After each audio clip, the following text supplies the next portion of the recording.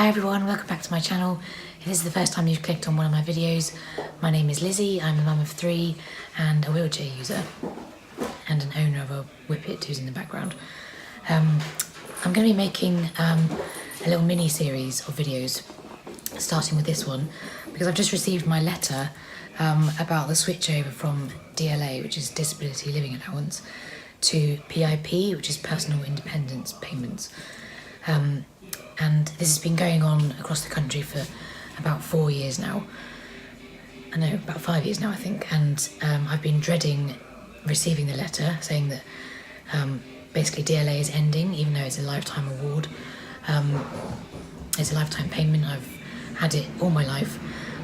It's been increased as I've got older because my disability has got more severe. It's a progressive disability. It's not going to get better.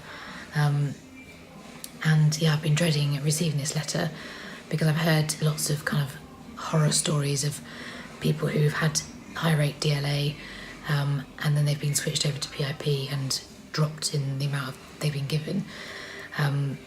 So yeah, I'm kind of dreading what's going to come of this. But yeah, the first thing I have to do is ring up to claim for it, and they will send me a form to fill in, which I believe is called How Your Disability Affects You.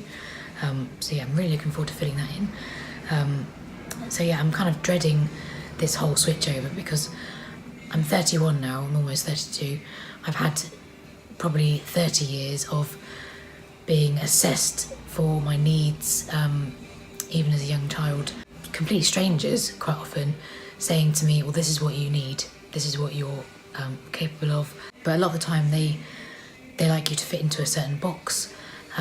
Even social care workers, especially social care workers, like you to fit into a certain size or scale of need package. Because if they assess me and think that I'm more capable than I actually am, then I'm going to have to then appeal it, and I don't know, it's just going to be a whole mishmash of stress and anxiety. And yeah, so the first thing I have to do is ring up. So the DWP, the Department of Work and Pensions, have sent me a letter, so I'm just going to ring the number. And they've just hung up on me. Well, that's helpful. Okay, I've rang the wrong number. So they've got a number at the top. It says, like, under the address for the PIP place in Wolverhampton, there's a phone number and a text phone, and then the date. But I've just read in this little box, it says if you want to claim PIP, call this number. This might be more successful. Please press 1. Good morning, it's your Department for Work and Pensions. My name is Celeste. How can I help you? Oh, hi there. I received my letter for switching from DLA to PIP. So I'm ringing up to claim for PIP. Okay, so fortunately we're having a few system updates at the moment, so the systems are not back up and running. We're just asking claimants to phone back within the next 2 hours, if it's alright with you. Okay. We're not able to put through any claims at the moment. Okay. So in 2 hours? Yes, please. Okay. Alright, thank you. Very much. Thanks a lot. Alright, Bye. That was a bit of a anticlimax. Okay, so I'll ring back in 2 hours. Okay, so it's now like 3 hours later, and I'm going to try and ring again.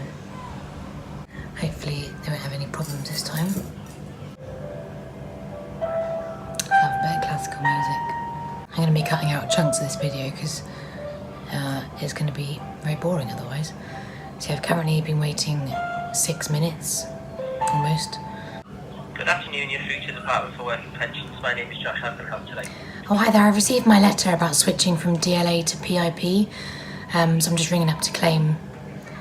So you'd like to make a new claim to PIP today? Yes, please. And you are calling on behalf of yourself? Yep. Can I take your national insurance number, please? Yep, it. Okay, thank you, Elizabeth. Your claim's now been submitted. Okay. What happens next is we may contact you again in the next 14 days. Is there anything else I can help you with all today, or any questions you have at the moment? No, I think that's it. Okay, great. Well, thank you for calling the Department for Work and Pensions. Best of luck and enjoy the rest of your day. Okay, thank you. Thank you. Bye-bye. Thanks a lot. Thanks very much. Bye. So that seemed to go quite smoothly, I think, just kind of starting the process. So they're now going to send me a form which is about how my disability affects me, which will probably take quite a while to fill in. And yeah, I will hopefully get that within the next 2 to 3 weeks. And then I'm hoping it's going to be seamless and not too complicated. I probably will be seen by somebody, like a healthcare professional that's got to assess me. But yeah, we'll address that when it comes to it. But for now, I think the first bit's gone smoothly at least. So Tom's obviously very much part of this decision, just as much as I am. Well, not decision, it's their decision obviously, but he's very much... Their decision whether or not your legs work or not. Yeah, he's very much part of the process. I can't show your head, you know. No, I'm that character where you never see their head. How do you think it went? Well, it sounded straightforward, but this is just going to be the first step of you having to now prove that your arms and legs have no muscles for the rest of your life. Yeah. Which is just a silly situation to be in. If this is going to be the case where they have to reassess me every year, it's just going to be ridiculous. I'll go on record on this video as saying I predict that they will try and assess Lizzie's needs as being lower than they currently are, and that will be that'll just be about money, because there's no way that Lizzie's cares are not on the higher end and the mobility needs are not on the higher end. But I guarantee that they'll try and put her down before we then have to appeal. When I met Lizzie, she was on a lower band, and then as someone who had no interaction with any kind of person with disability or any system that supports people with disabilities, came into it with an objective eye, and I went, hang on a minute, so you are classed as the middle here and middle there.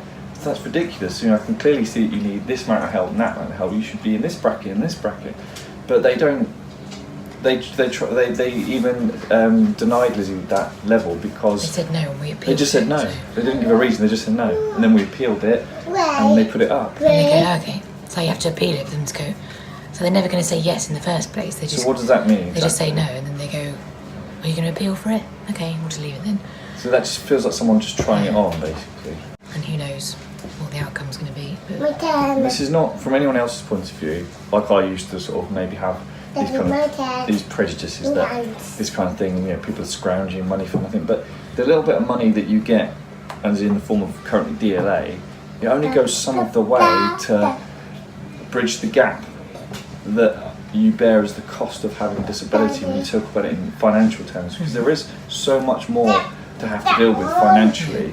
You travel more, you need extra equipment, you need people to come in, you use more things, you do so many things that you wouldn't choose to do. The money that goes to some way to bridge that gap is vital, and if they take it away, all because you know, I totally agree that there are people out there that get it that shouldn't have it. I agree with that, and they need to weed those people out. But what they're going to do is they're going to make life more difficult for people like you and other people I know that have lifelong disabilities, and they're going to have to prove it over and over and over again for the rest of their life, and that is a ridiculous situation to be in, and it's the wrong decision. Drop the mic. No. Or the water pistol. On that note, I've got water dripping down my head now. On that note, I hope you enjoyed this video. Obviously, we're quite passionate about this kind of thing, purely because we live it. It's our reality, it's our daily life. Without DLA, we'd be in a much worse off situation. Maybe not by any stretch of the imagination well off. You know, having DLA just makes my life a bit more on a level playing field. It's not on a level playing field by any stretch of the imagination.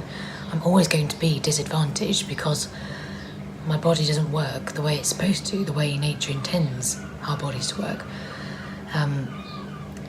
So yeah, but I hope you enjoyed this.